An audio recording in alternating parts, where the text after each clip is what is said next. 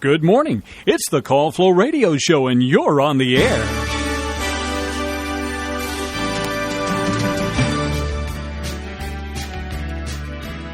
Well, good morning, everyone. I hope you are doing fantastic on this Thursday, the 23rd of February. Good to be back, and as we have been mentioning previously, we do have a special guest with us for the first part of our program.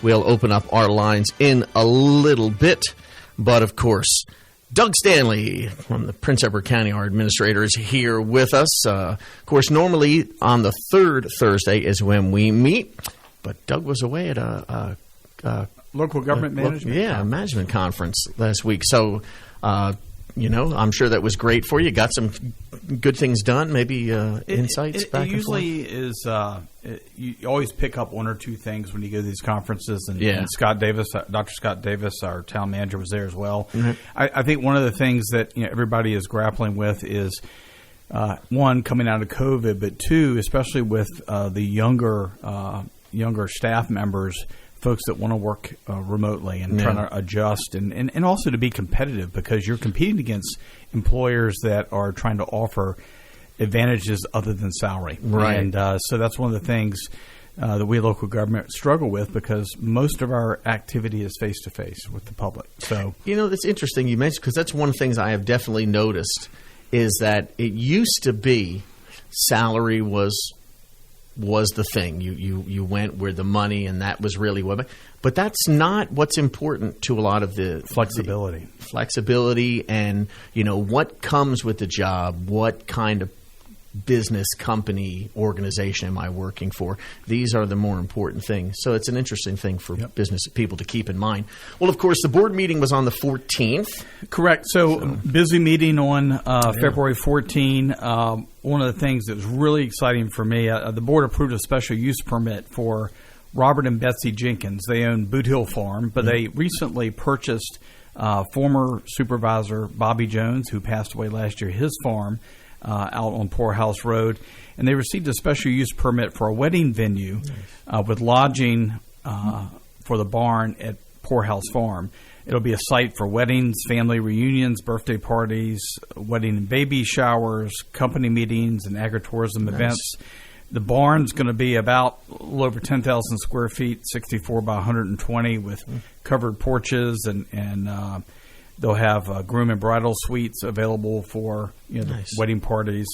But they're also going to add up to 10 short-term tourist rental cabins as part of part of the party will be able to stay there. So it'll be a revenue maker for the community. It'll give another place for folks to come in. We've already got Sandy River and the glamping, and it'll give another event facility. So I think it'll expand our tourism opportunities here in Prince Edward.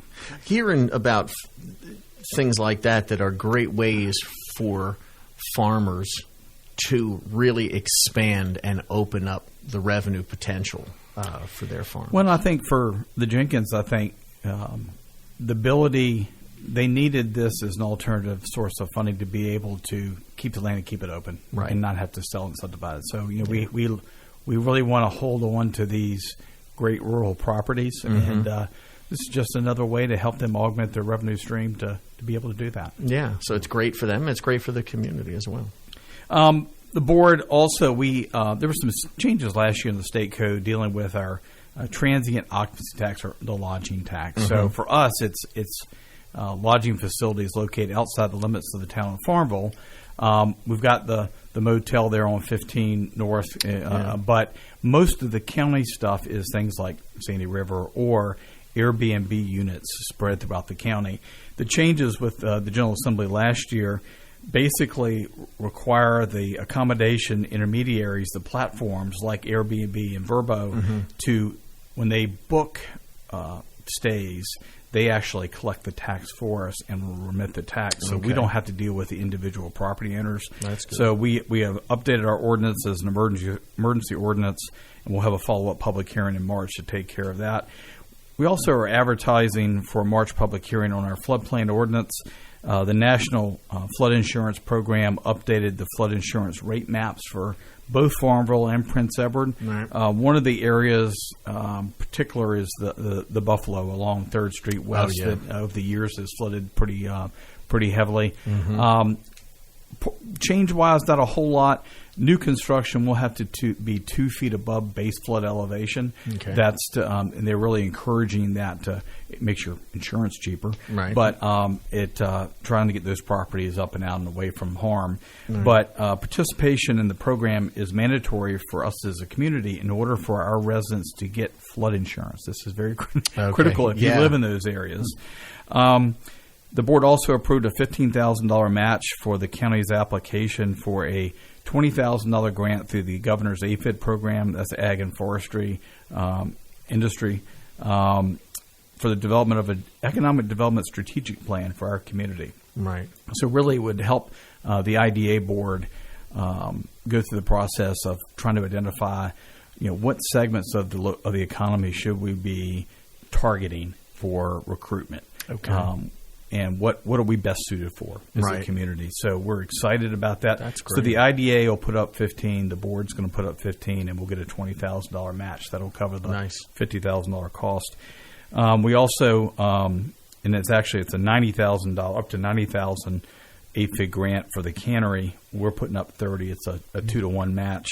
But we recently got a new boiler last year for the cannery. Right. The cannery is a great local resource for our home canners, but Virginia Food Works is based out of the cannery, and Virginia Food Works works with vendors all across the state of Virginia to develop kind of specialty products, things from hot sauces, salsas, chutney, you name it. Jams, everything. And it's kind of so if you ever get the opportunity to go out there during the spring and summer when they're actually making stuff, it's phenomenal to watch. This massive production line. It is. And so, this stuff will be able to replace steam pipes and fittings and valves and equipment that, in addition to the boiler. Yeah, things that need upgrading. Things that, it's 50, 60 years old and need upgrading.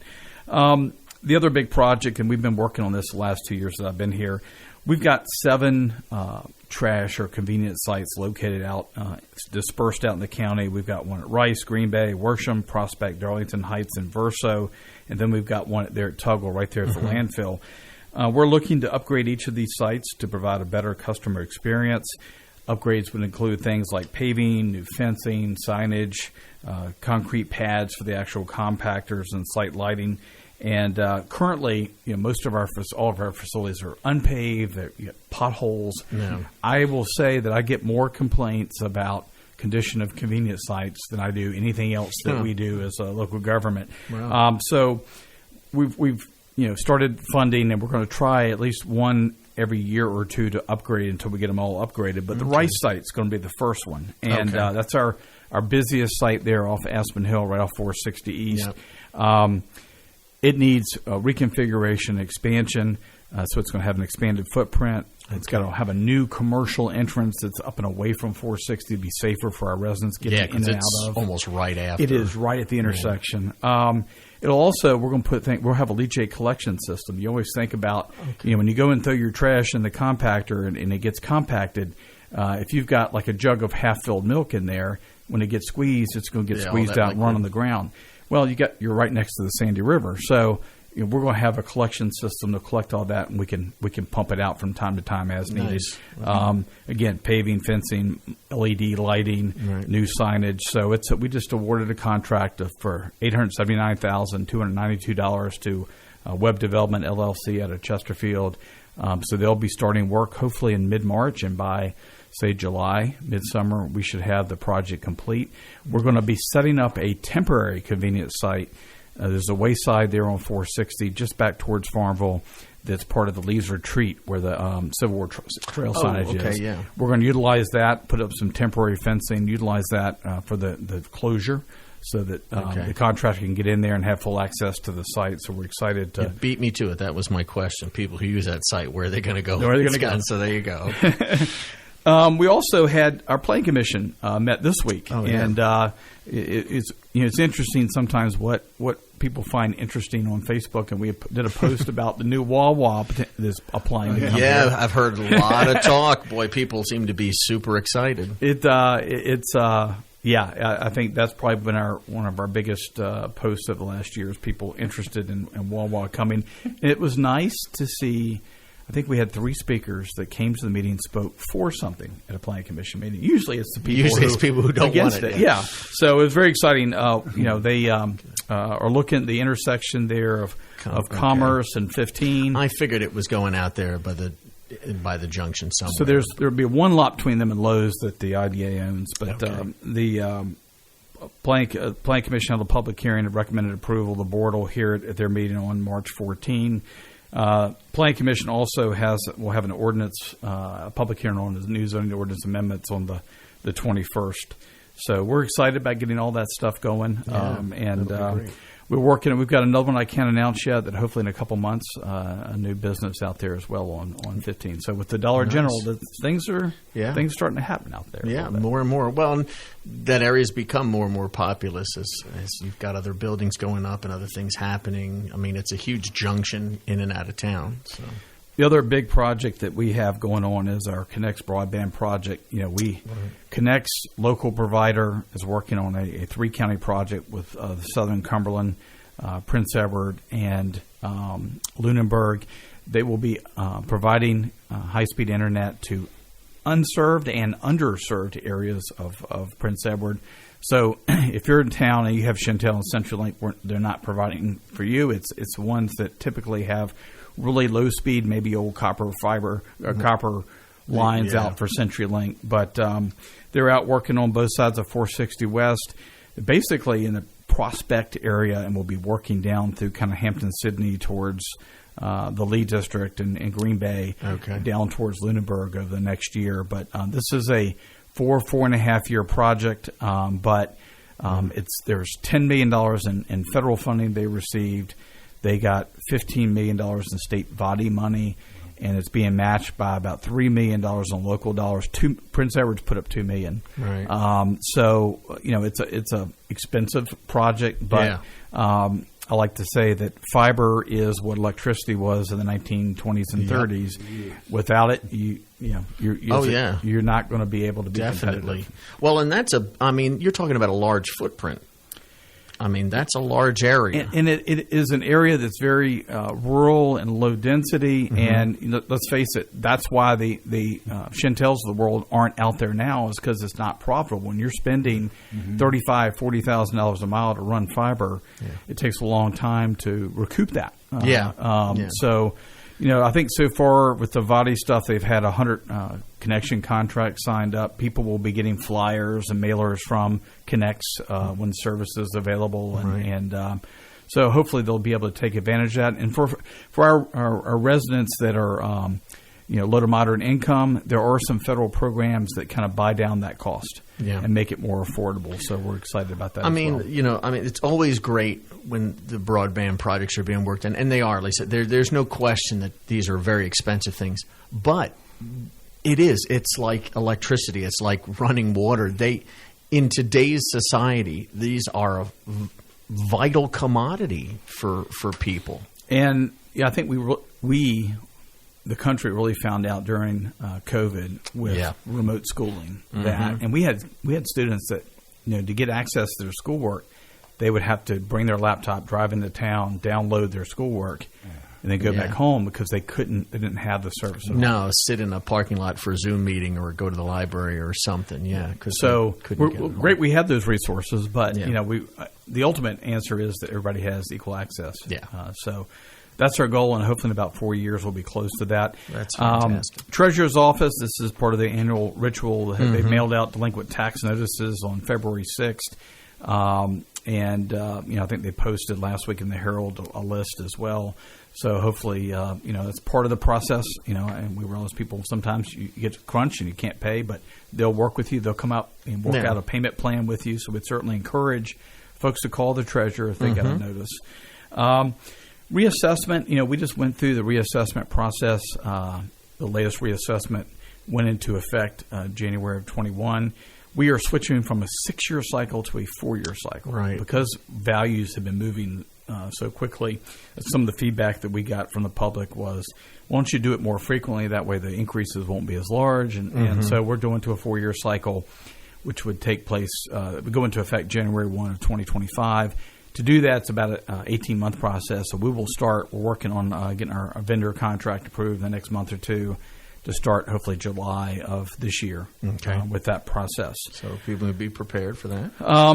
School system, obviously the biggest project we've got is, looking at renovating Prince Edward County Elementary. And last year that was $30 million. Now we're probably talking in the neighborhood of $35 million.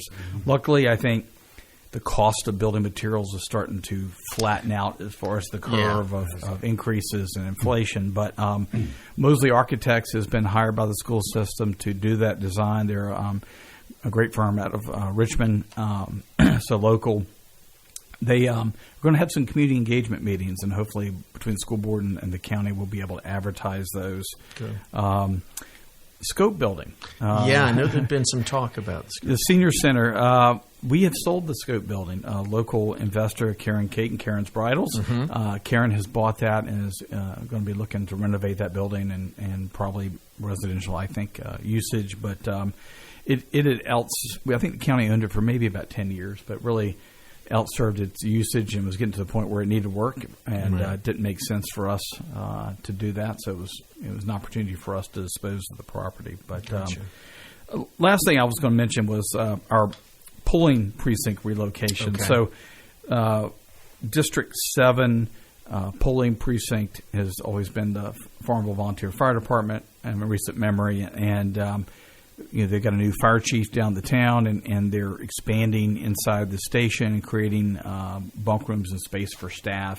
And we need to find a new location. So the town has been gracious enough to offer up the train station. So we have to go through this process to get the polling precinct moved, the location moved from the half mile from the fire station to the train station. But we're in that process. We've submitted our letter to the Office of the Attorney General, and hopefully by mid-March we'll have that process complete, so that if we have a June primary this year, this year we've got new elections, state, both your House and Senate members up, and we've got Board of Supervisors and local constitutional officers are all up, so it'll be a busy election season. This year. And that's a 2-month, so that's why that's got to be. It does. You're trying to get it done. You've got to get it done now. You've got a 60-day. You got to wait. That's right. So the two last things on the last page. So traffic at the schools has always been an issue. I'm sure you get some flow calls from time to time. Surprisingly, no, but we had touched on this, I think, the first time you were here. We'd talked about that. So we've got a work group. The work group includes county school folks, VDOT staff. One of the things we're trying to look at is identify tweaks to how we do things, whether it's extending the drop-off pickup period, adding some sheriff's department staff to be able to help traffic direction. We actually put a drone up and flew it a couple days during the activity, and so that the study group could watch what was going on from a different perspective. Flow of traffic. And it has really, I think it's really eye-opening, and I think the school system has already made a few minor tweaks, and we'll be meeting again next month to look at that again. Last thing, we've got a flagpole that's located on the first exit into Farmville, and the issue is from a zoning standpoint, is to hide the pole in its location. And it went to the Board of Zoning Appeals. That was overturned. Our violation letter. The board appealed that to the circuit court, and now it looks like the board's going to be appealing that to the Virginia Court of Appeals. So, that'll be moving its way through the process over the next few months as well. Yeah, that came up in a local news story. So there is all the things. So you got the extra week has given us even more, because you're able to have this planning commission stuff that we wouldn't normally get to talk about. I know Wawa has been a big thing. I think I heard it all week. People so excited about. Well, I think a lot of people figured with sheets, while it would probably never come in, but I think competition is healthy sometimes. Yeah, definitely. And, it gives, for us especially with the meals tax outside town limits, right. We generate all that revenue goes towards school capital improvements. So that'll help with figuring out all the traffic flow of everything.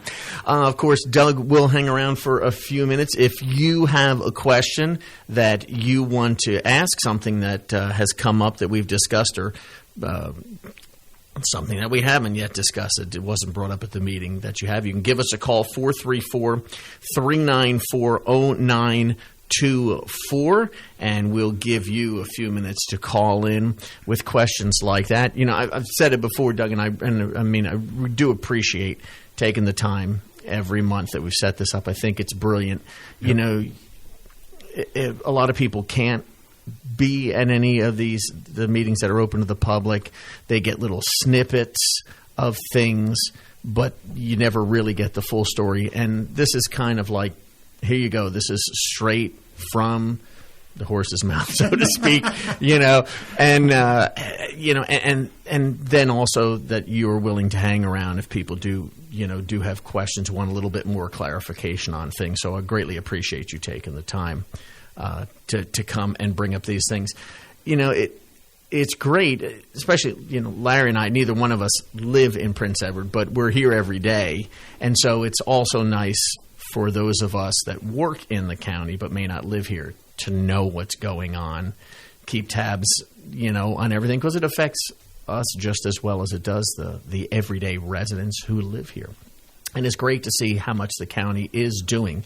I know here, particularly lately, you guys have really exceeded in getting grant money and helping to really push forward these projects. The stuff that's going on at the cannery, the butcher thing that's going processing on. Yeah, the meat processing. Thank you. That's happening. And then of course now you're talking about the updates for these convenience sites, transfer sites, whatever you want to call them, dumps.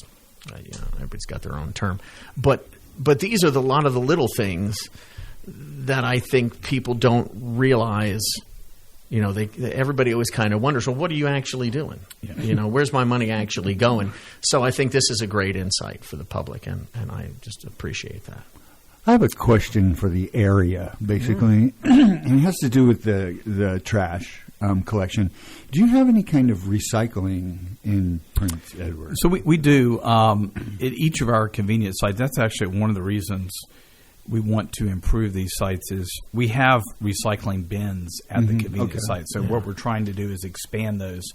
We used to have recycling bins in town at Tractor Supply in the parking lot.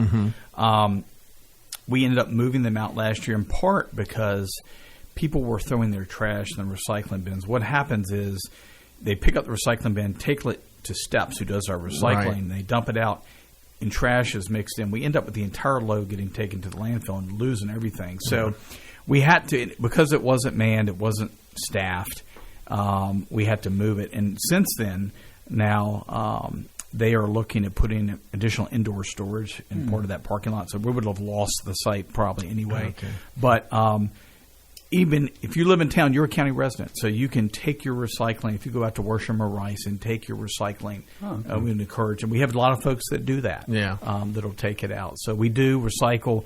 The county operates the landfill, Prince Edward County Landfill out in Tuggle. And every pound that we can keep out of the landfill is a later pound of trash that we can put in. So cardboard, aluminum, those types of things. And we even take, even though there's no market for glass, we can take glass and crush it and we have to put cover over the landfill every day when we finish up. Right. We can use that crushed glass as landfill cover rather than stone. So it is getting reused in a way. What about appliances and old building supplies? Because that's where I used to live, and we could go get windows and screen doors and stuff.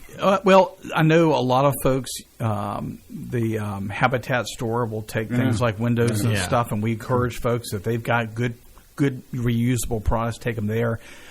unfortunately, a lot of times with the construction debris, I believe over in Amelia they have a construction debris landfill because that stuff is a little different, and so that's where a lot of the contractor type stuff will end up going. But we do take appliances and metals as part of that recycling. And as then well. can somebody use those?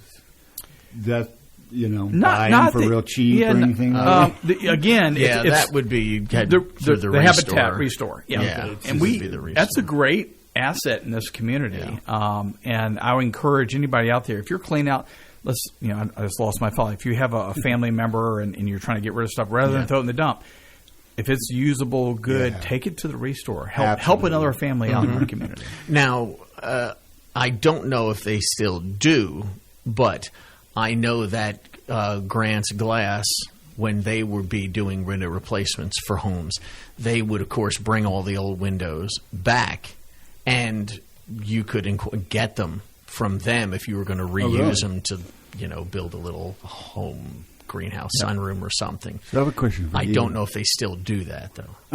You take your garbage to a bin, right? Well, yeah. Do you dumpster dive? No. Really? No. Oh, neither do I then. No. I thought I saw you in there the other day. That's You why I was saw asking. someone else who did not see I don't know. you. It's hard to miss that. You just bald saw head. his shoes sticking up in the That's air. right. That's what it was, yeah. And they're nice shoes, by the way. And actually, I accidentally dropped something. We must have answered everyone's questions on their mind right now. Doug, once again, I thank you. I'm sure you picked up some great stuff at your conference last week that'll just be able to enhance even more. And, of course, if anything comes up in between, you come back next month, just let us know. Will do. Awesome. Appreciate it, guys. Thanks a lot, Doug. Take care. Pleasure to meet you. All righty. Well, it is 8:34, so we will just jump right in and move in with our goodies. Pick up with an updated look at your weather here. First, partly sunny today, looking for highs in the low 80s. Westerly winds at 14 miles an hour, gusts as high as 22 possible. Clear tonight, lows in the mid-50s. Mostly sunny. Tomorrow. Highs in the mid-60s, northwest winds 8 to 11 miles an hour. Partly cloudy Friday night, lows in the low 30s. Then for Saturday, 50% chance of some rain, sleet mix. That in the morning, changing over to rain in the afternoon. It's 81 today, and it's snowing on Saturday? Possible sleet. Not snow, sleet. It's going to be cold. Well, it'll be chilly. Because you're going to get around the freezing mark Friday night. But that's Virginia weather. You should be used to that by now. You've been here a year.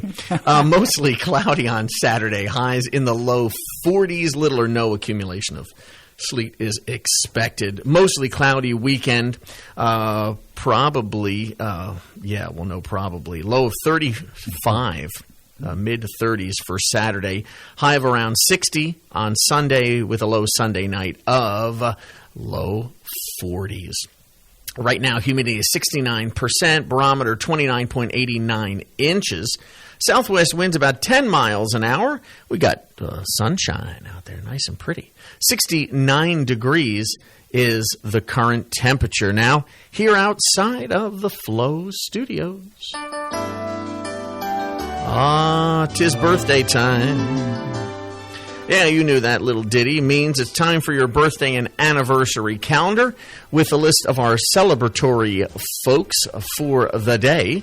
That, of course, is the 23rd. I'll turn it over to Larry Bubb. Larry Bubb. Who we got, Larry? People are wondering why you guys are saying my name that way. But it's fun.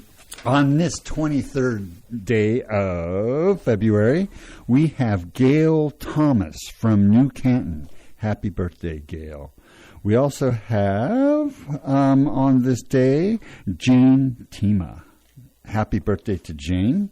And it looks like it's going pretty fast here. We have John Sam Roberts. Happy birthday. Lisa Adams. Happy birthday to you. Also to Amira Hurley. And finally, we have Deborah Reed. and it is her birthday today. Looks like we might have some other birthdays in the celebrity realm. And here's Oh, did you finish all your? You were quick, man. I didn't expect you. I was escorting Doug out. I didn't expect you to finish that fast. So that was our birthday list. No anniversaries today, huh? no anniversaries. We got it all down. It's about 5-6 people. Well, that's still. We got wish a lot them coming all the up best. for the weekend, though. There'll be a whole bunch tomorrow. That's right. Tomorrow, Friday, Saturday, and Sunday. But we wish those who are celebrating today a fantastic day today, whether we know it or not. Hope it's great.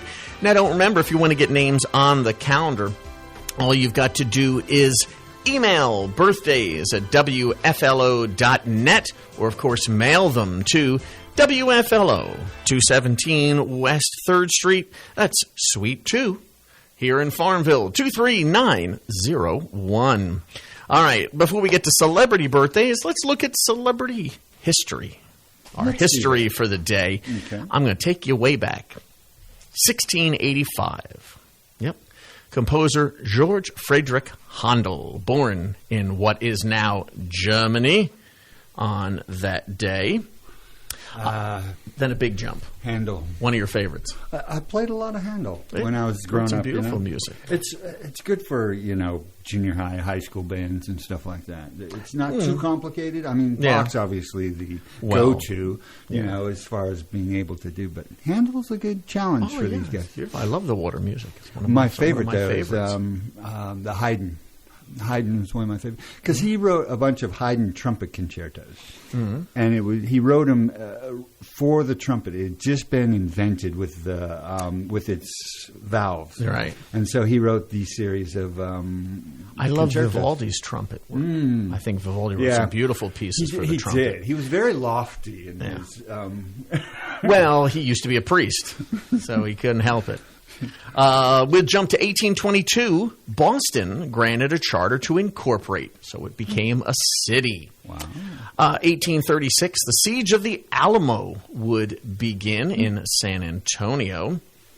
1861, President-elect Abraham Lincoln arrives secretly in Washington to take the office, that following word of a possible assassination plot in Baltimore. He was getting threats before he was even president. The more things change, the more they remain the same. Very true. 1903, President Teddy Roosevelt signs an agreement with Cuba to lease the area around Guantanamo Bay. Of course, we would keep that for a long time. Yeah, we were just down there in the area, Yeah, you went into Bahamas. You Yeah, didn't go we to could have picked up cigars, everywhere off the street. Little kids are, hey, want a cigar? No. Yeah, smuggle it in. 1942, the first shelling of the U.S. mainland during World War II occurred as a Japanese submarine would fire on an oil refinery near Santa Barbara, California, causing very little damage. But it's always an interesting fact because you'll hear people who say, well, other than Pearl Harbor, U.S. mainland was never attacked during the war. That's not true. Nope. That is not true. 1945, still, of course, during the war, U.S. Marines on Iwo Jima captured Mount Suribachi as they raised two American flag. Now, of course, the second one is the one that was captured in the iconic photograph. That was not – it was always promoted as this was the initial raising, and it's not. That second was redone specifically for Associated Press and photographers. now you kind of see those everywhere, it seems like, Oh, yeah. We do. Wait a minute. We didn't get that on film. Let's do it again. Yeah, it's kind of – They have one at Arlington, I guess. I remember seeing that a couple times driving through the last year or so. Yeah, done there as well. 1998, 42 people killed and some 2,600 homes and businesses damaged and destroyed by tornadoes that would take place in central Florida. Tornadoes. You don't expect them in Florida. Tornadoes. It sounded like a new kind of empanada or something. Yeah. Well, that's kind of like a tornado-hurricane mix. 2007, a Mississippi grand jury refused to bring new charges in the 55 slaying of Emmett Till, the black teenager beaten and shot after accused of whistling at a white woman, declining to indict the woman for manslaughter. The more things change, the more they stay the same. Yeah, well, sadly. It is sadly. And in 2021, golfer Tiger Woods seriously injured when his SUV would crash into a median and roll over several times on a steep road in suburban LA. I remember that day. I was a big fan of Tiger. I mean, early on particularly. I mean, he's still a great golfer, but it was fascinating. It was kind of like when you first saw Mike Tyson as a boxer. Mm-hmm. Early on, it was just fascinating to watch, and then after a while, yeah. Well, Tyson you like to watch because you were waiting for the train wreck. yeah, well, whole different kind of. Tiger was just a SUV, I guess. No, that was that was scary though. I mean, it affected me when he, people were afraid he'd never be able to play again. Yeah, exactly. There was all these rumors floating around. Mm-hmm. All right, so celebrity birthdays for you now. Author John Sanford is 79. Actress Patricia Richardson, 72 today. Former NFL player Ed Too Tall Jones turns 72. Wow. God, I haven't heard that. No. Yeah, well. That's a flash. 72, man. Brad Whitford, one of Aerosmith, he's 71 today. Singer Howard Jones, 68. Yeah. Who else here? Country singer Dusty Drake is 59. Actress Kristen Davis, 58. Actor Mark Price, 55. From Shark Tank, personality businessman Damon John is 54. Did you watch that? No, I don't care. I've never seen it. A bunch of rich people telling other people their ideas are stupid and wanting to take all their money. No, thank you. Oh, wow. That's what it is? Oh, that's basically what it is, yeah.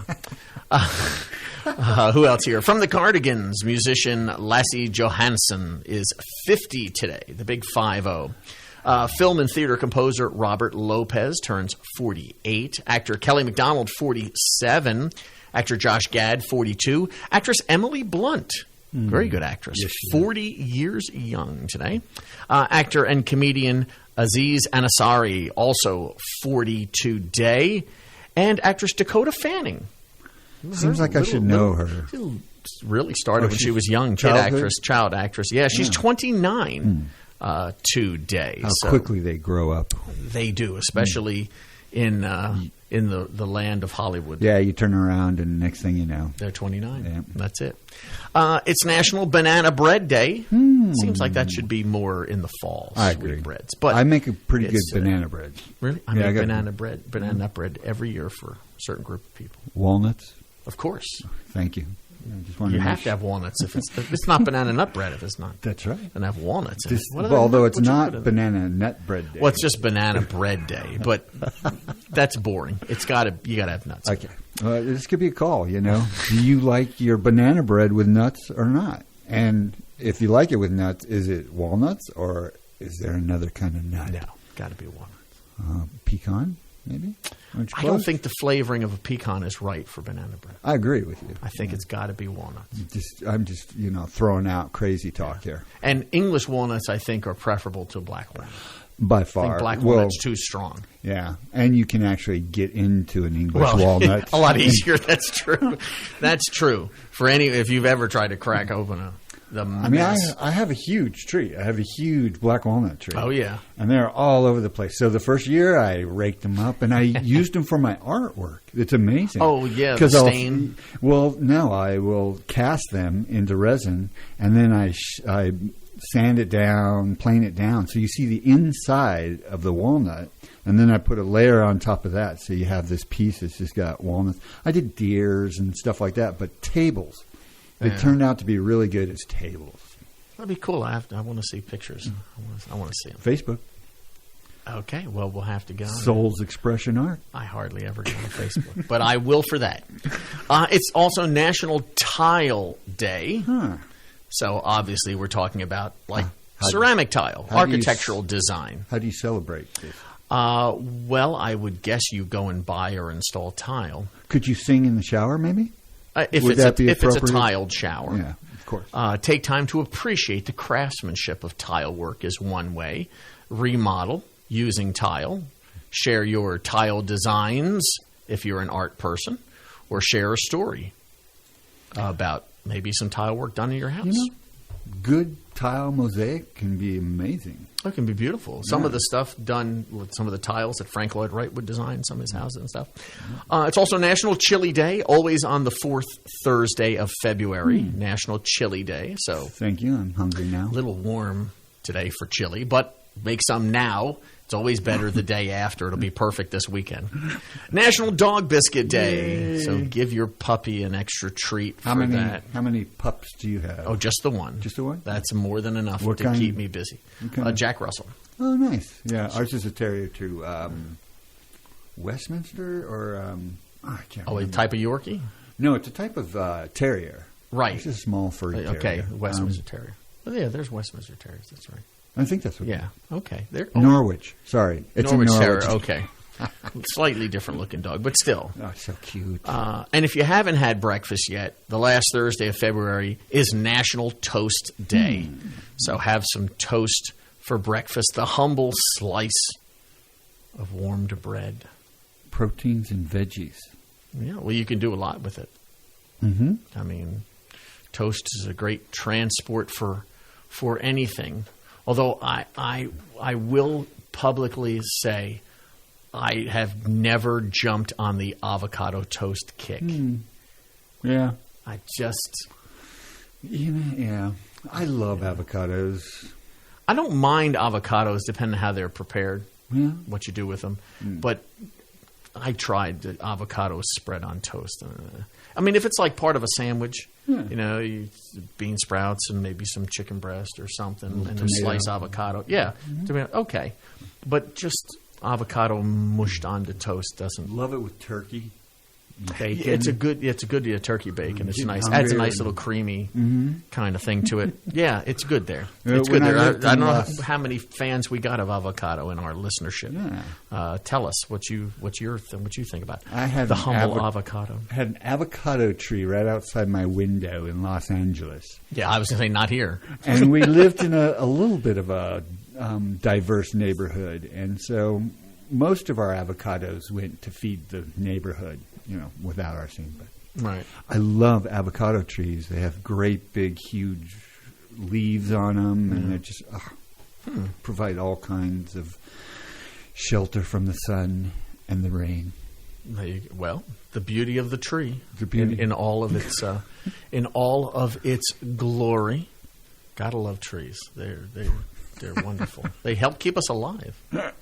They didn't clean the air, all the pollution we put in it, we'd be in a little bit of trouble.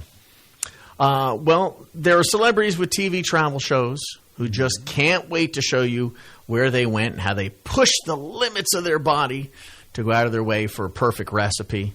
And then there's Eugene Levy. Now, of course, the SCTV and Schitt's Creek star admits he's not a fan of cold or really of heat, for that matter. And he doesn't really like eating strange things, and insects freak him out. And he would rather just stay at home, if he was honest. I think I know a lot of people like him. Yeah, well, not only, he says, do I not love traveling, I have a low sense of curiosity. He said, I don't have an adventurous spirit. Oh, my. And I'm thinking, aren't those things you need if you're going to host a travel show?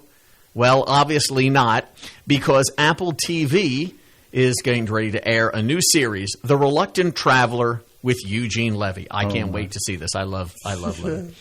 The unlikely wedding of a droll and cautious host in some of the most beautiful places on Earth.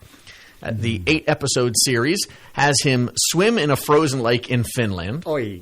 walk around slot canyons in Utah, and explore a rainforest in Costa Rica. Sounds nice.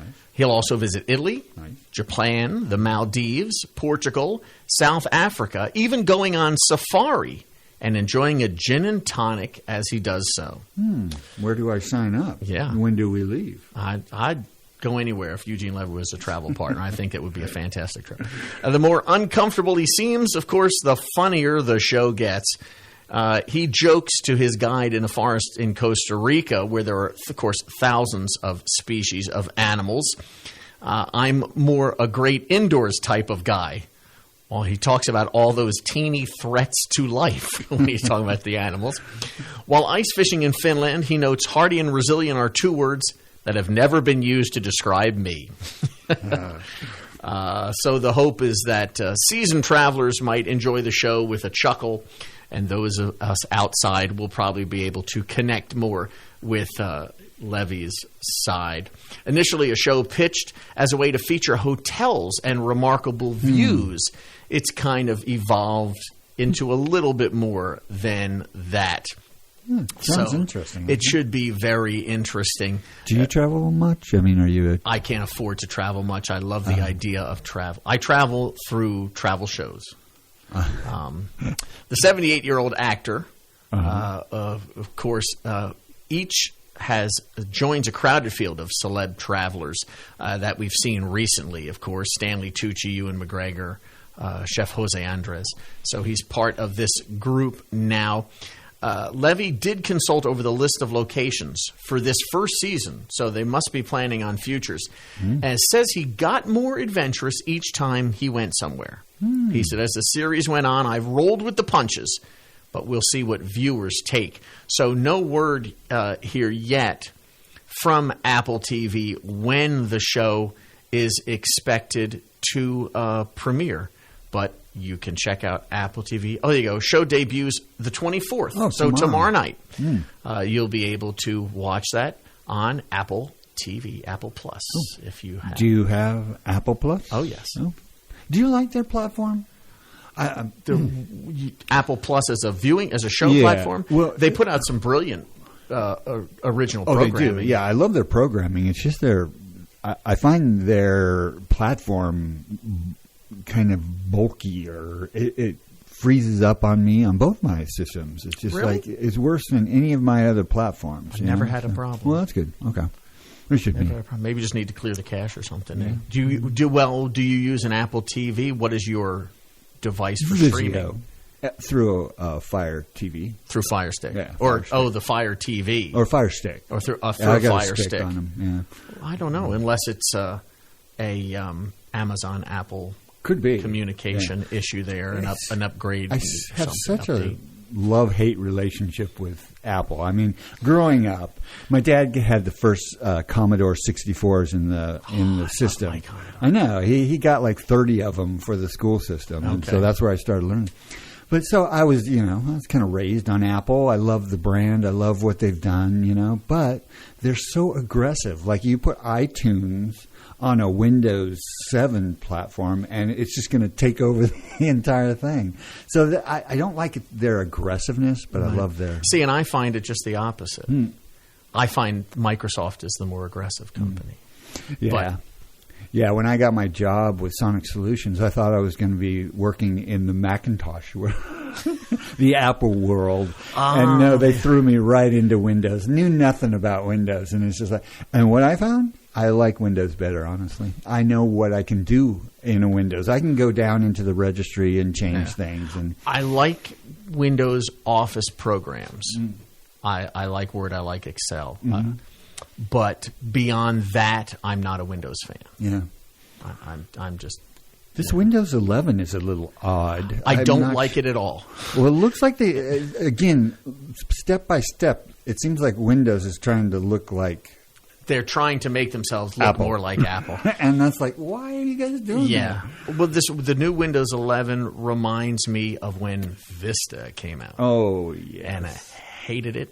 And I don't know anybody who likes Windows 11 yet. I'm hearing the same things that it did at Vista. So I don't expect 11 to stay around long. Yeah, they just moved too many things into places where you can't find them. You can't find them. That's one of the reasons I don't get on Facebook that much, because the same thing, they're constantly changing things and you can't find where things are. And eventually you just say, I'm not doing this anymore. I get like 3 friend posts out of 50 groups, and Oh, but are you part of the What's Happening in Farmville page for Facebook? No. If you want some good entertainment, it's perfect.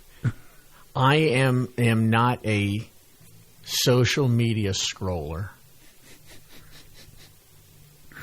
Why does it sound dirty when you say that? Like if didn't I mean am it sound dirty. if I am a scroller, For what does some that people, make me? that's their thing. They like to get on Facebook and scroll through posts or whatever it may be, Twitter, Yeah. Instagram, whatever. Yeah. I don't particularly care what someone had for lunch.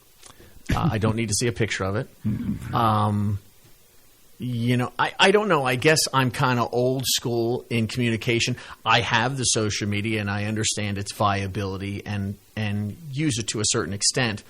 But I would much rather sit down and have a conversation than Really? especially a chat through Messenger, I think, is one of the most horrible. I hate Messenger. Absolutely despise Messenger. I don't use it. Really? No, I don't use it. It's funny because I'll go to Facebook and have little things. There are messages here. And I've actually posted, don't send me messages through Messenger. I will not see them. I don't use Messenger. Twice my Facebook's been hacked, and both times it was through Messenger. So Oy. I do not use Messenger anymore for that reason, and I've never been hacked since. Yeah, I'm curious about what do our callers experience out there? Yeah. What kind of social media platform do you use or do you not use? I would bet Facebook would be the big one if you did a survey, but and Facebook never has know. kind of become the old person's social media. if you want to clarify, yeah. Right, And even Twitter's fallen more by the wayside. Instagram is the big place for the young kids. Well, Snapchat and TikTok. Yeah. Those three are more that the younger people seem to use a lot more. I mean, they're on Facebook and Twitter and stuff, but I forgot what my son uses something else for gaming. It's like, oh yeah, and if it's gaming, that's a whole nother. it is. They have their own platform, TTV, those guys. But they're still people making millions of dollars playing video games. Well, I think the real when you come down to it, the real beauty is the fact that it at least is a way for people to keep in touch with one another. Absolutely. Family, friends, school friends or whatever, when you are not close enough to physically see somebody. Right. So, I don't want to down it all. There is a great benefit. Oh, yeah. I have family all over, and it is great to see pictures. My poor nephew, he's going through leukemia, chemo. It's like his 8th round. So being kept up to date with that. And what I found there, too, is there's so much support from people. I mean, these people from our high school just came out in droves, with good wishes and, stuff for him to... Awesome. Yeah, so it's that kind of thing that is moving to me. Yeah, and that's where it makes the difference. And that is a wonderful positive note for us to wrap our show up on. Let us know tomorrow. We'll bring it back up again. Want to know your feelings on social media, what you use, what you like, dislike, and what you think about avocados. WFLO AM 870, AM 870, AM 870, AM 870, AM 870, AM 870, AM 870, AM 870, AM 870, AM 870, AM 870,